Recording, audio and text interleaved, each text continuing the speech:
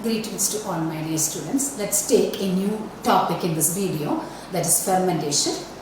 Before going into the process of fermentation, let us see some introduction. That is, we eat food, that means mainly carbohydrates for energy, and during digestion in the digestive system, the carbohydrate undergoes breakdown and produces glucose molecules. And these glucose molecules, you know that they are 6-carbon compound. And then blood brings this glucose molecule into each and every cell. Okay, so inside the cell, what happens to the glucose? That is, the glucose undergoes cellular respiration. Cellular respiration. That only in the last video we learned, that is the first phase of the cellular respiration was glycolysis. What happens in glycolysis? That is the glucose molecule, that is 6-carbon glucose molecule breaks into 2,3-carbon pyruvic acid or pyruvate. 2 molecules of 3-carbon pyruvic acid. That is what happening in the glycolysis. As a result of glycolysis, 2 molecules of pyruvic acid will be produced. And next, what happens? So the fate of the pyruvic acid is determined by the condition, that is the presence or absence of oxygen. If there is oxygen, then this pyruvic acid enter into a cycle of reaction, that is called the Krebs cycle, that we will explain later. Krebs cycle, and produces carbon dioxide, water and sufficient amount of energy in the form of ATP. Here complete oxidation of this pyruvic acid takes place if there is oxygen in the environment. Suppose if there is no oxygen, in the case of anaerobic organisms, absence of oxygen, because these organisms, example yeast, best example is yeast, lives in anaerobic environment. That means there is no oxygen. So if there is no oxygen, then this complete oxidation of pyruvic acid into carbon dioxide and water does not take place. There is a different chemical reactions take place. And in our muscle cells also, in our skeletal muscles, if you do strenuous exercise or suddenly, that if we run or if walk for a long distance suddenly, then we feel pain in our skeletal muscles because of the anaerobic respiration of our muscle cells.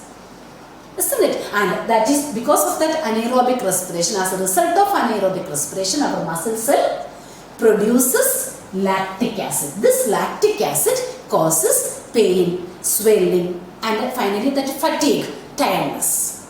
Isn't it? So that is one case, that is in muscle, not only in muscle cells, you know, our cardiac muscles even do this anaerobic respiration.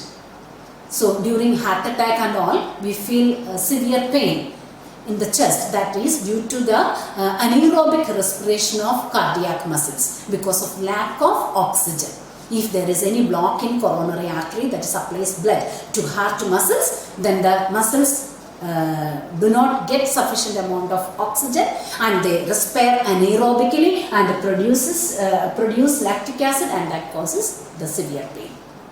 Okay, and that is, and even our the RBC, human RBC, it does not contain any nucleus or mitochondria. There also anaerobic respiration takes place. And in retina, cells of the retina, like that, some brain cells, in human body, all these cells anaerobic respiration takes place. Not always, if there is lack of oxygen, supply of oxygen is less, then it happens. But anaerobic organisms always do the anaerobic respiration because they do not have oxygen in the environment for respiration. So there, in anaerobic organisms, example yeast, as a result of anaerobic or incomplete oxidation of this pyruvic acid, they produce alcohol, that is ethyl alcohol, that is ethanol, and 1 molecule of carbon dioxide. Here it is incomplete oxidation in the absence of oxygen. oxygen. But here you can see the complete oxidation of this pyruvic acid into carbon dioxide and water. And if you remember the chemical reaction of photosynthesis, that is carbon dioxide, I'm not balancing the equation, carbon dioxide and water combine together to produce C6H12 all 6 and oxygen molecule. Okay, this is the process of photosynthesis. Here what is happening? The reduction of carbon dioxide takes place. So during respiration, just the reverse process takes place, that is the C6H12O6 or the glucose molecule undergoes oxidation.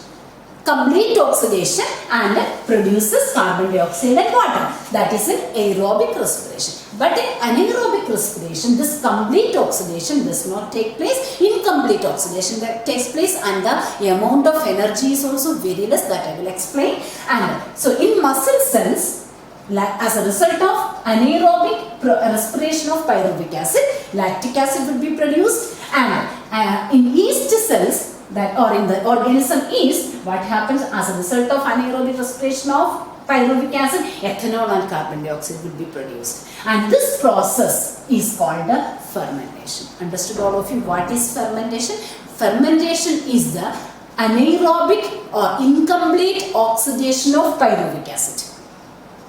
And if in the muscle cell, it produces lactic acid, so that it is called lactic acid fermentation. And in the yeast and other anaerobic organisms, it produces ethanol, so that it is alcoholic fermentation. So two types of fermentation. Lactic acid fermentation takes place in the human muscle cells, and anaerobic organisms, the fermentation, that is ethanol would be produced, and that fermentation is called the alcoholic fermentation. Let us see the process of fermentation. What happens during fermentation? For the fermentation process, we need pyruvic acid. The pyruvic acid will be produced by the glycolysis of glucose molecule or from the glycolysis pathway.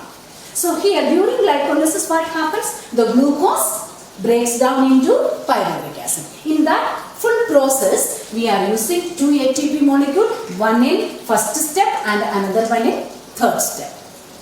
And in turn, we are producing or we are getting 4 ATP molecules, 2 in 7th step and 2 in 10th step.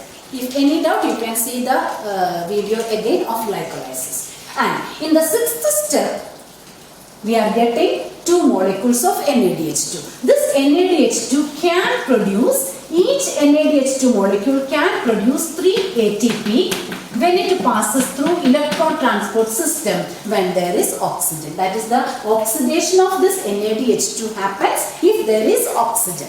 Then that means it passes through ETS, electron transport system, and can produce 3 ATP molecule each NADH2. So here 2 are there, so we would get a 6 ATP molecule. But if there is aerobic respiration takes place, then only this NADH2 can produce 6 ATP, because oxidation of this NADH2 takes place when it passes through this electron transport system. If there is no oxygen in anaerobic respiration, this ATP molecule would not be produced. Okay, remember this thing. Now, what happens to the pyruvic acid in muscle cells? Pyruvic acid, you know that this is CH3C double bond COOH. This is pyruvic acid.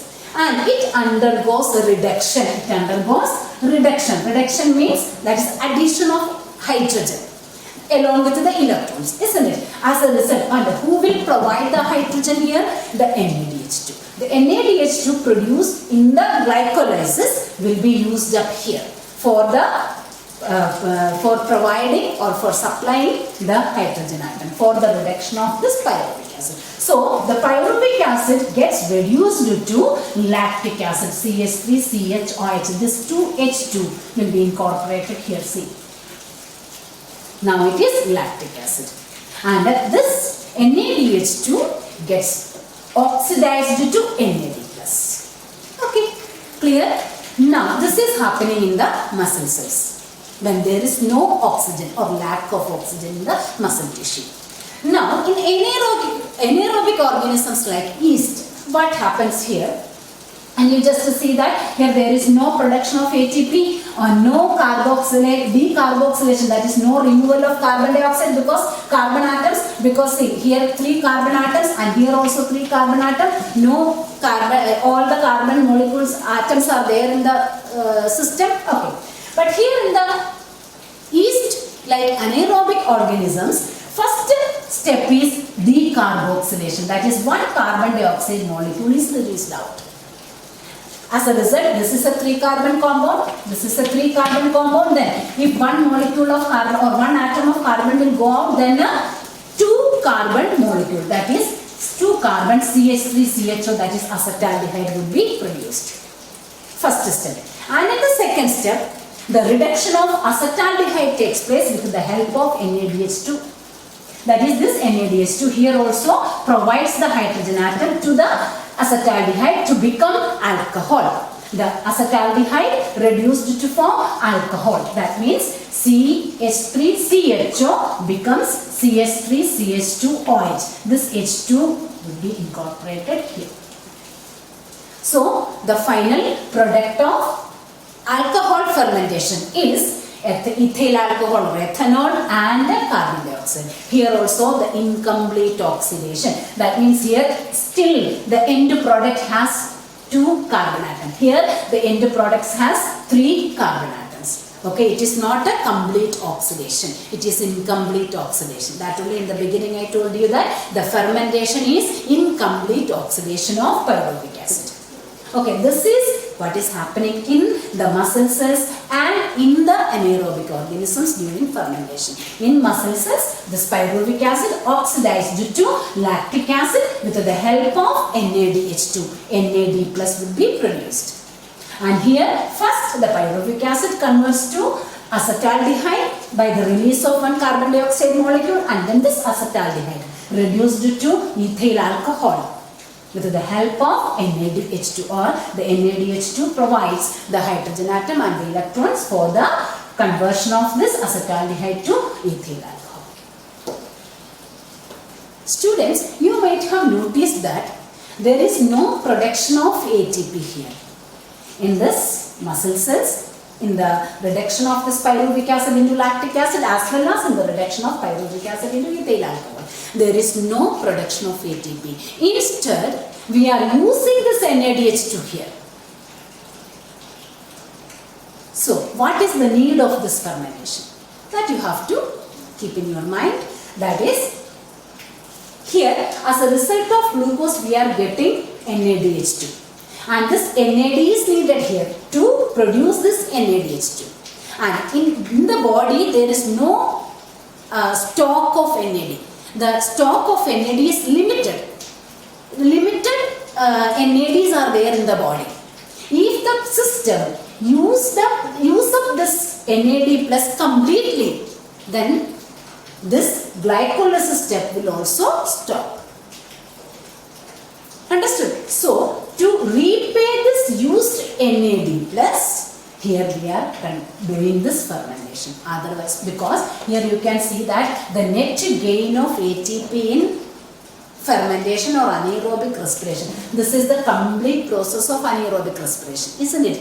That if you calculate the net gain of ATP in the anaerobic respiration, there is only 2 ATP. Why? Because normally we calculate that here 4 ATP we are producing here, and we are subtracting this 2 ATP we use, so that we are getting 2 ATP. And when this NADH2 passes through this electron transport system, 2 molecules of NADH2, we will get the 6 ATP. So we will add the 6 ATP here, and so the gross gain is 8 ATP. Isn't it? As a result of glycolysis. But here I already told you that there is in anaerobic respiration, when if there is no oxygen, and if fermentation takes place, then this electron transport system would not be there, and this NADH2 would not pass through this electron transport system. So the production of this ATP would not be occurred. So this 8 ATP would not be produced. So the net one is only this 2 ATP. Only this 2 ATP. Then what is the use of this? This fermentation cycle or so the fermentation pathway. It is only to repay this NAD plus for this glycolysis pathway.